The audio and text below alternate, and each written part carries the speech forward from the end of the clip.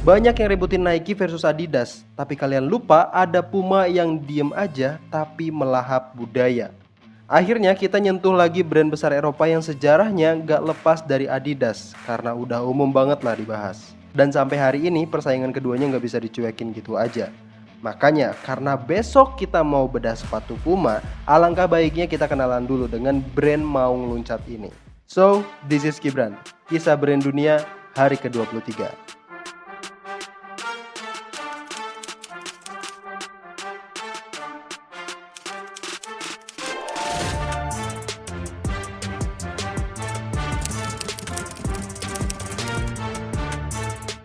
1924, dua bersaudara asal Jerman yang namanya Rudolf dan Adi Dassler ini bikin sebuah perusahaan sepatu bernama Gebr. Dassler Schuhfabrik di Herzogenaurach, Jerman.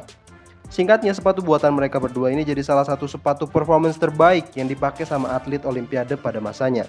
Salah satunya Jesse Owens di Olimpiade Berlin tahun 1936. Dan FYI aja, kalau Jesse Owens ini juara sampai 4 kali dengan sepatu tersebut. Tapi gejolak politik dunia berubah sebelum Perang Dunia Kedua, dan Jerman sebagai blok fasis harus memperkuat pasukan mereka.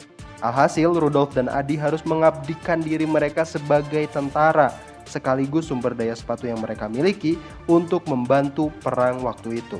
Makanya, kondisi politik dunia yang gak stabil waktu itu bikin brand sepatu mereka berdua sampai terhenti perkembangannya. Keduanya baru bisa beroperasi lagi setelah Jerman harus mengakui kekalahannya pasca Perang Dunia Kedua. Konflik yang melahirkan dua brand terjadi setelahnya. Waktu terjadi perpecahan antara Rudolf dan Adi Dassler yang bikin mereka berdua berpisah.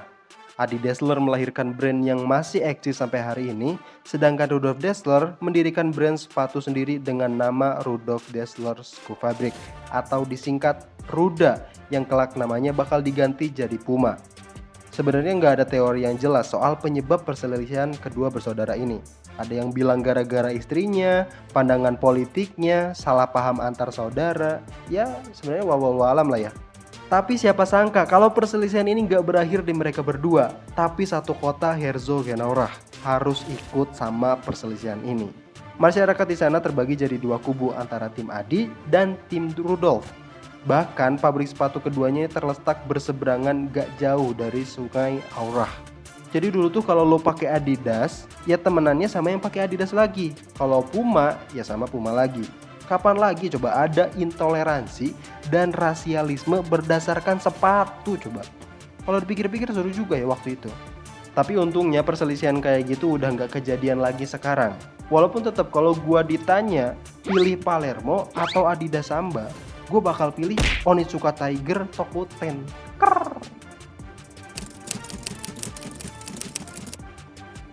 Awalnya Rudolf ini mau kasih nama Ruda untuk sepatunya, tapi namanya berubah di 1 Oktober 1948 menjadi Puma, dan namanya diumumkan pada bulan Desember tahun 1948. Nama Puma sendiri diambil karena jadi simbol kecepatan, kelincahan, dan kekuatan. Relate sih sama produk-produknya sampai hari ini, ya nggak? Awal eksistensi Puma muncul itu lewat sepatu bola yang namanya Puma Atom.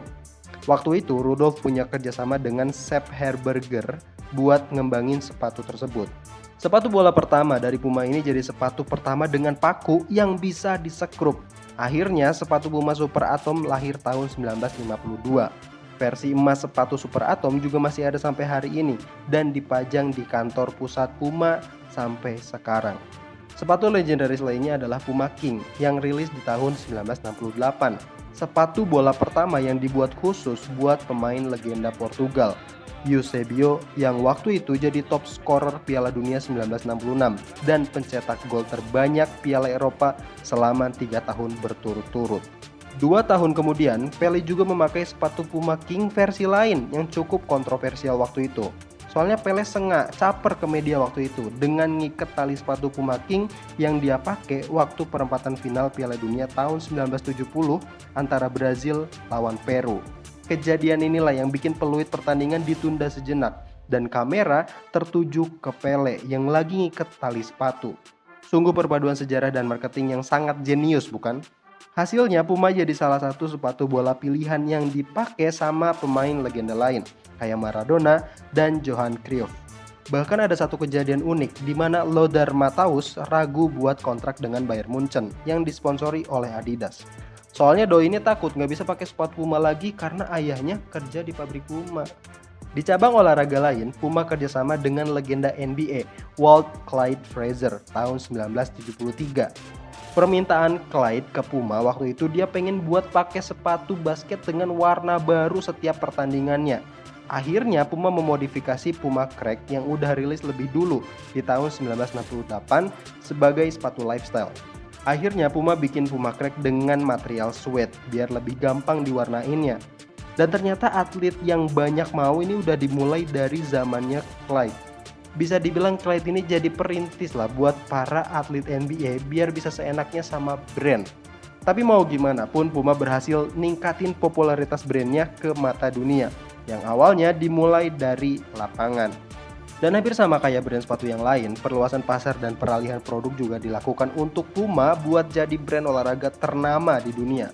Makanya di tahun 1980-an dari lapangan sepak bola, Puma terjun dulu ke panggung waktu Puma Suede populer dan jadi salah satu simbol pergerakan hip hop dan breakdance di Amerika. Sama kayak yang dilakukan Adidas dengan Run DMC-nya.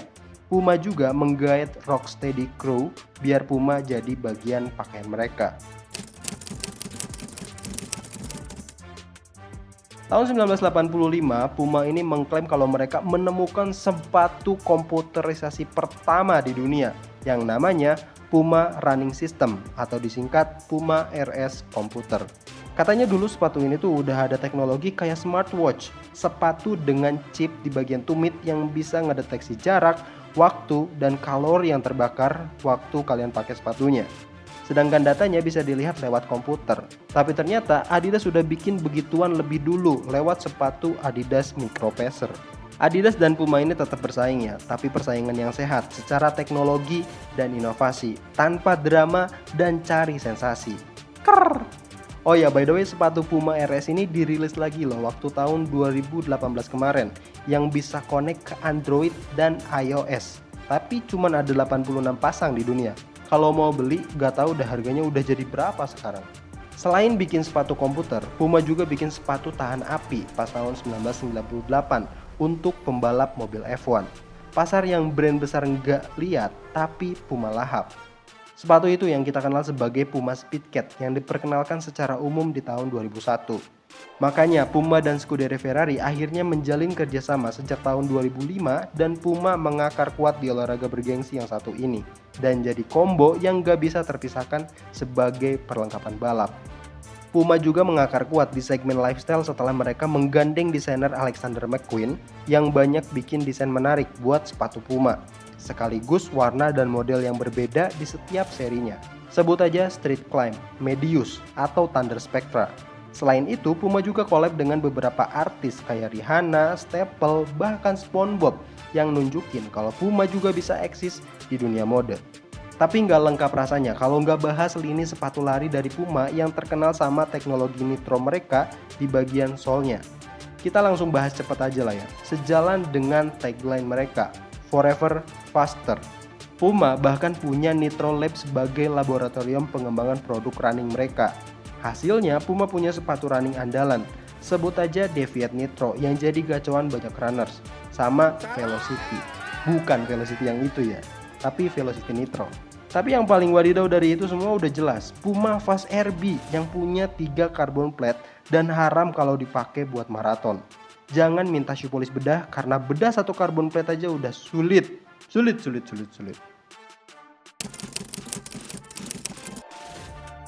Di balik bayangan mana yang terbaik antara Adidas dan Nike, Puma bisa dibilang jadi silent warrior yang punya jalan mereka sendiri. Persaingannya dengan Adidas juga ngebawa mereka sampai titik sekarang ini dan jadi salah satu brand dengan marketing yang paling ciamik. Itu semua terbukti dari kehebatan mereka nemu dan ciptain peluang, mulai dari Pele sampai F1. Semua nunjukin kalau Puma ini brand yang cepat tanggap. Dan apa kabar brand lokal?